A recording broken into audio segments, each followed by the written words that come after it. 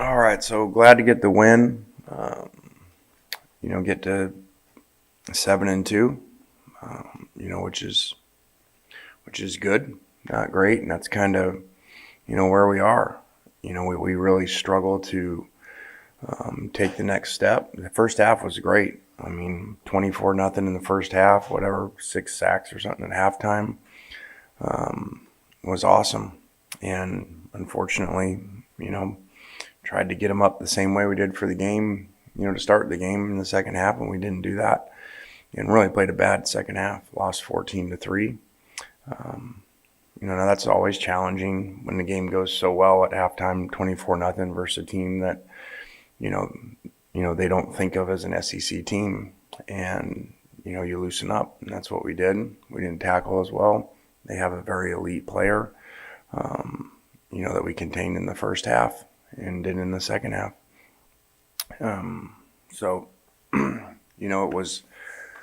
It was kind of, almost like the Arkansas game reversed, where we played, really good on one side and not on the other. And, 9 sacks is awesome, 3 interceptions. Now, we didn't play as well as we'd like, but the play counts got lopsided 81-55 because we're not making third downs on offense, which is obviously an issue. 2 of 9 versus them is, putting our defense back out on the field a lot. So,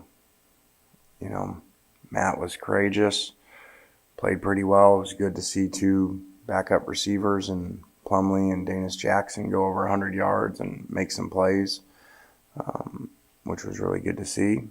And, it's very human nature to let up. The first run goes for 70 and it's 24-0 at half. And unfortunately, we gave into that. All right, questions? Let's get the microphone up front. Hey, you can stay right there. Jerian obviously only had 3 carries last week. Second play of the game, he breaks that one open. Just how important was it for him to kind of have early success today? Yeah, that was great. And probably like you guys thought, we were going to run the ball a lot better. After that, I thought we were going to run the ball really well coming into the game, just looking at matchups and things. They had played really good statistical defense all year long. People had not had a lot of points and yards against them. So I thought we would. And very surprised after that run how our inability to, run the ball. Now Matt's part of that because obviously he can't run at all, so you can't run the same type of runs that you normally run, just like his one to Plumlee at the end he normally would have pulled. But penalties just really not smooth on offense in the second half. It's hard to be really excited, but I guess we're 7-2, so. You brought up Danis. Just seemed like he was very well involved in the game plan, and for him to come back after that early drop and have the game he did, just how impressed were you with the way he kind of stuck in there? It was huge. Probably, Plumlee and here probably the stories of the game offensively, but probably even more him because he had, missed a lot of opportunities, in games or practice and not made, plays that we needed him to make. And so for him to do that today was huge. And, he had the one in Tennessee, but, he was wide open. Here he made some competitive plays, which is what we've been waiting on for him to do because he's very talented.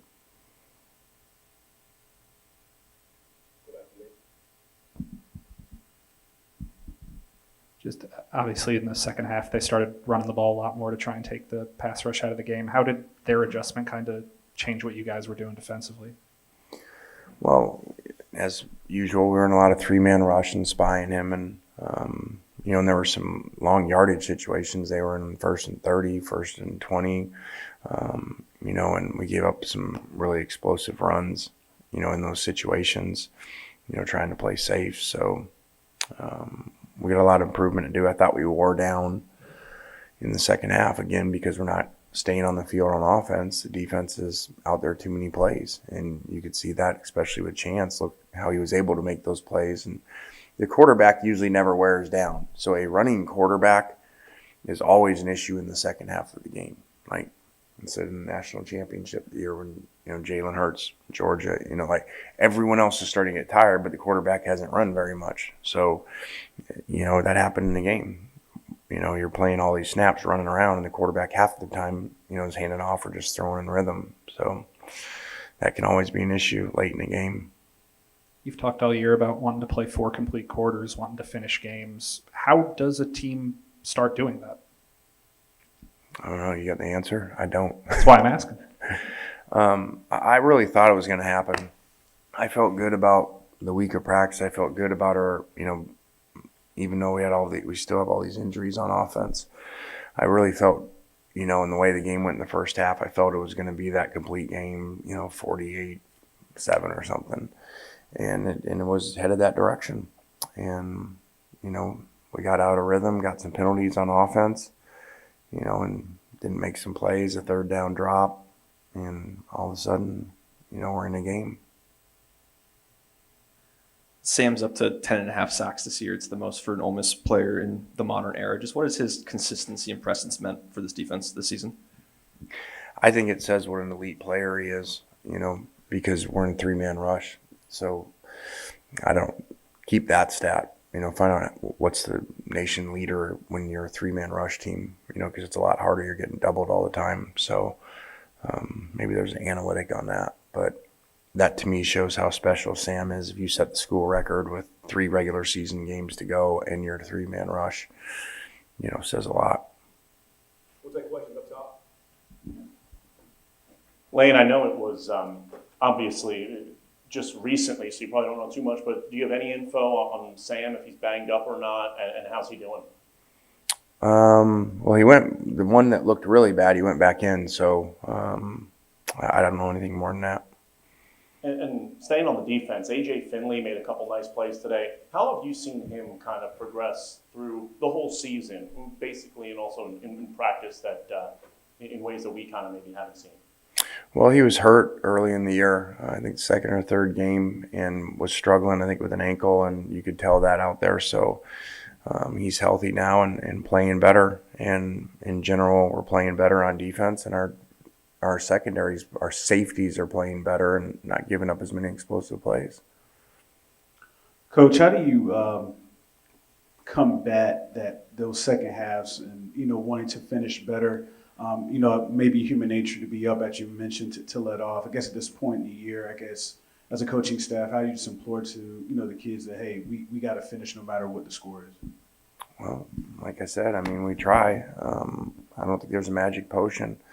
I'm not making an excuse. If you're fully healthy, it helps because you got more players, like on offense. All those receivers are out there, and then these guys are rotating through, and you got, more energy at the end of games because your play counts are lower versus, playing every snap. So that helps too. And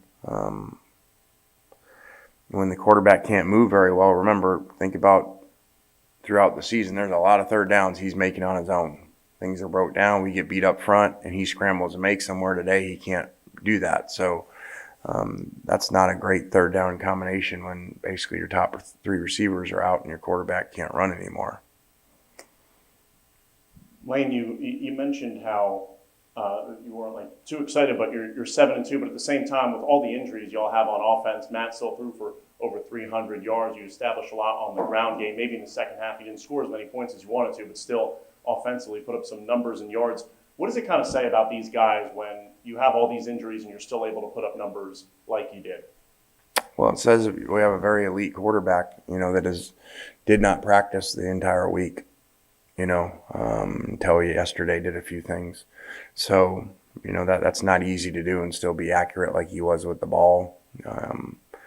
And like I talked to him late in the week. There's a lot of quarterbacks wouldn't play, especially nowadays, with everybody in their ear saying you're already a first-round pick. Don't get injured worse. You don't need to play in this game. And that's kind of the age we're in. Most of the kids don't play nowadays. So the fact that he didn't even question that, he's like, I'm not letting this team down. I'm playing no matter what, says a lot about him. All right, anything else for Coach?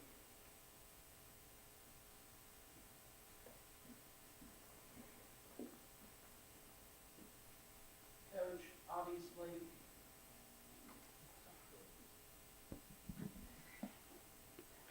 Coach, obviously you have a relationship with Coach Freeze. What was your message to him at the end of the game when y'all met at midfield? Well, I don't know him all that well. I've met him a few times. My brother worked here with him.